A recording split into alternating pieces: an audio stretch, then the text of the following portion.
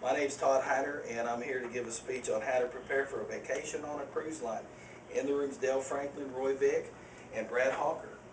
And I hope not to bore you too much, but I hope that we can come up with. My name's Todd Hyder. As I said, I'm here to speak with you today about getting the most of time that is precious and dear to you. That's your vacation time. I'm a former traveler with the cruise lines, using Carnival Cruise Lines on two separate occasions. The first being 10 years ago when I got married, and my most recent in July of 2009. The first trip I used Southwest Airlines to travel to Daytona Beach, Florida, where the cruise ship Carnival Fantasy ported, and we traveled to Freeport, Nassau, Bahamas. The second trip we traveled by automobile to Galveston, Texas, where the cruise ship Carnival Ecstasy ported, and we traveled to Cozumel and Progreso, Mexico in July of 2009. I would highly recommend a vacation by traveling on a cruise ship because of the conveniences that are offered by the ship. The main thing that we found convenient was that you have a place to stay. You don't have to worry about reservations on shore. Your room, if you have any problems with your room is taken care of. You have the people that you deal with, so you can do your shore excursions and then return back to the ship, and you always have your place to stay and you know what you're returning to. The food on the ship is incredible. The Carnival Cruise Line provides meals 24 hours a day. They have buffets, they have a pizzeria, they have a buffet that's 24 hours, but they also have 3 formal meals a day that are very good meals. Also, entertainment on the ship. The entertainment on the ship is incredible. They offer a variety of entertainment on the ship for all ages, that including anywhere from infants all the way up to senior adults. Carnival offers a printed daily itinerary for all activities on board the ship. The itinerary is placed in your cabin each day, and it lists the following day activities so that you can choose which activities you want to go to. So I would recommend that if you go on a cruise ship, you read the itinerary so that you know what the day activities are. The first time we went, we missed that out. We missed out on that because we wasn't really sure. We thought it was a newsletter. So it's really important for you to be able to look through it and see what they have planned for you, so you can make your day activities and plan your day activities accordingly. Another reason that I recommend this, excuse me, is that all the expenses are included. You don't have to worry about any of the food or the drinks. The only thing is the alcoholic beverages and the carbonated beverages are not included, and tips are also in addition to that. They charge usually about $50 per person. I'm having a little hard time because I'm sick, so choosing your cruise line and where you're going to go is important, because not all cruise lines sail to the same ports and that you may desire to travel to. Many of the cruises travel to the same location, but there are a few differences, such as Carnival Cruise Line, Royal Caribbean, and Disney Cruise Line. They all travel to different ports. A lot of them sail to the same ports, but there are different ports to go to.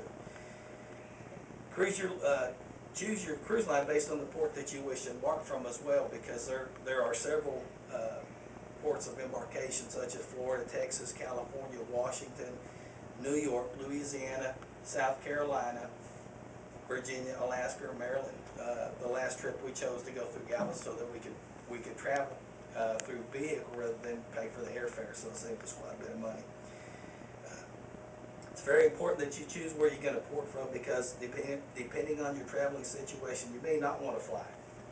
Like I did the last time, I did not want to fly, so we chose not to do that.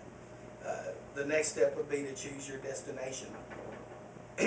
Western Caribbean, the Bahamas, Eastern Caribbean, New England, Canada, Bermuda. These are some of the places that you can embark from by using Carnival Cruise Lines. The other ones offer a few different places, but in general they're all basically the same thing. The next thing is to choose your cruise length. Cruise lengths can vary depending on the location you will travel to. There are 2 to 5 day cruises, 6 to 9 day cruises. And each cruise may have multiple ports per cruise. For example, the cruises which I traveled on had 2 ports of stop in different cities on different days. There were usually the 2 to 5 day cruises are only cruises that they take you out to sea. You don't actually have ports of call.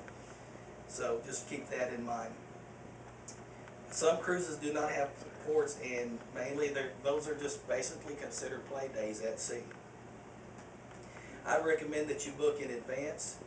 It is important to book early enough because this will ensure that the desired location is not fully booked and spacing is available. And by booking in advance, you also will obtain the lowest rates possible. The earlier the book, the cheaper the rate.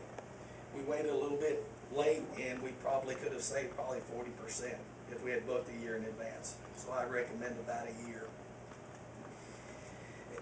The other thing is, should you book an excursion or not?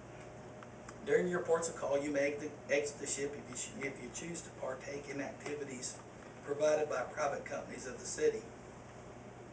The activities listed do not necessarily require that you book or reserve your spot. The advantage in booking an excursion is the price difference. For example, the price for a trip to a local company for 4 people once you exit the ship was $60. That was for me and my family. The price for the same trip through the cruise line was $400. So you can see the savings on that. There are some exceptions on that. Activities that you can bypass the cruise line reservations are snorkeling, parasailing, and swimming. You can get off the ship and go do those immediately without having to book an excursion. Activities that may possibly require that you book an excursion may include scuba diving, submarine rides, parasailing, and fishing expedition. Keep those in mind because those are limited in space. In conclusion, I hope this information has been beneficial to you in giving you the personal insight needed in your decision to make a vacation through a cruise line, and I hope it's been beneficial. Thank you.